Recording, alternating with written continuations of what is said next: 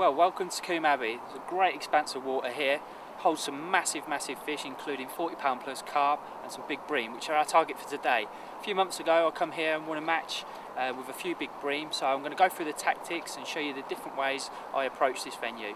Hopefully we'll get a few pulls as well.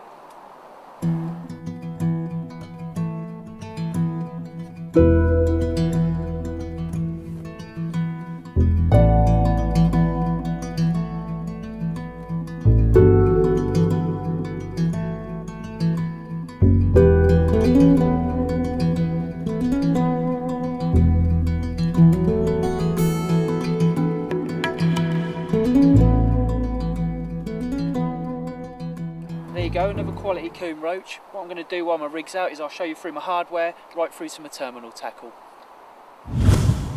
Well, for targeting bream on these big waters, I like to use a 13-foot distance feed rod. This one's a Daiwa Tournament. It's a brand new rod out. It's got reverse rings on it, and it's a really stiff blank with a nice soft tip. It's ideal for casting from anything like 50 metres up to 100 metres. Moving on to the reel, using a big pit Daiwa Baggin reel. These are ideal for casting distances because you can get a lot of line on the spool, and because the spool's so large, the line comes off nice and easy and helps you with your distance. On the spool itself, I'm using 010 braid, and that's through to an 8-pound dragline shock leader.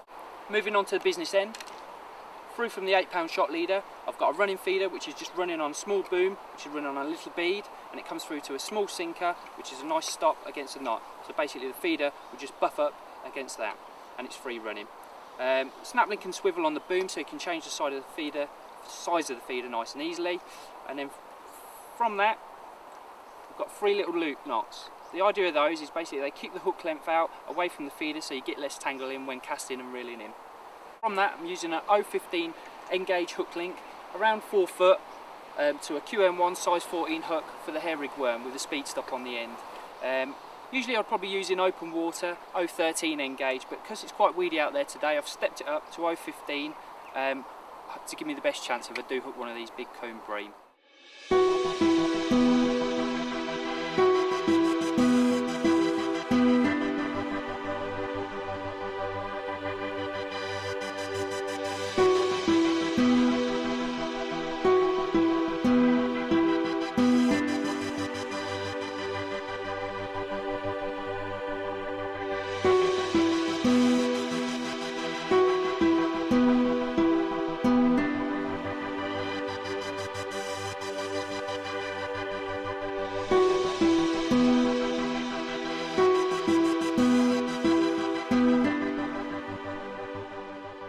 At the start of today's session, I started off by spodding. All I've done is a mini skyliner spod there, and I've absolutely crammed it full of chopworm, castor, corn, and topped the ends off with ground bait. So I've got a big bed of bait down. I've cast this 15 times into the swim. Not tight, I've cast it in an area, so I've got a nice spread of bait. It's very shallow out there, it's 5 to 6 foot deep. So I wanted that bait spread around so I'm not keeping the fish on a tight ball, because you catch a big one, you'll spook the rest. So basically by spodding around, fish can quite happily eat all the different little bits of bait and the freebies in the swim, and hopefully find my hook bait and hopefully stay there a lot longer. We're halfway through the session now, and it's been pretty slow, to be honest. We've caught some nice roach, sort of 6 to 8 ounce. We're getting plenty of them now, sort of one every chuck. Not really what we want to catch. We want to catch some of these big coombe bream. So I'm probably going to spot again, I think. I'm going to put a few more spods in, so we're putting a lot more bait out, making a bit of noise, making a bit of racket, getting some bait going through the water, and hopefully the bream will come in and find it. Got a massive expanse of water here, so time is of the essence, really. We'll do that and we'll see what happens.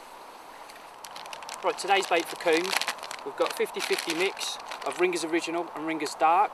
I'll also be adding a few 2mm micro pellets in, so there's plenty of particle in my ground bait. To go alongside with that, I've got your usuals, the bream specials, big bag of dendies.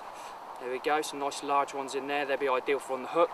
And also I'll be feeding corn. So this venue works really well with corn. A lot of carp anglers come here, and the bream tend to munch on the corn as much as the carp. So we'll be putting a bit of that through the feeder as well, and maybe trying it on the hook later.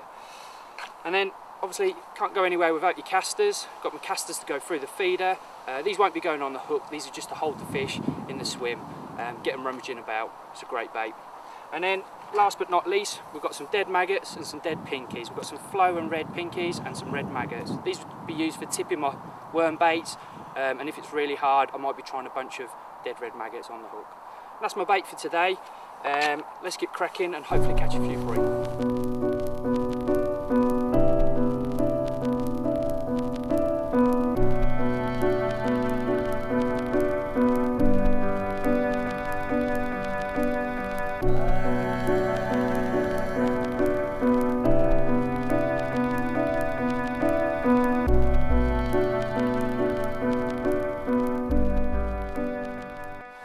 Well, unfortunately today's session's coming to an end.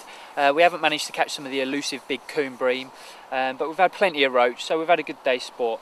I hope my tactics catching the bigger fish will help you on your own local venues. Spotting, key thing, big feeders, plenty of bait going through. Hopefully you'll be able to find some of the big bream on your local venues.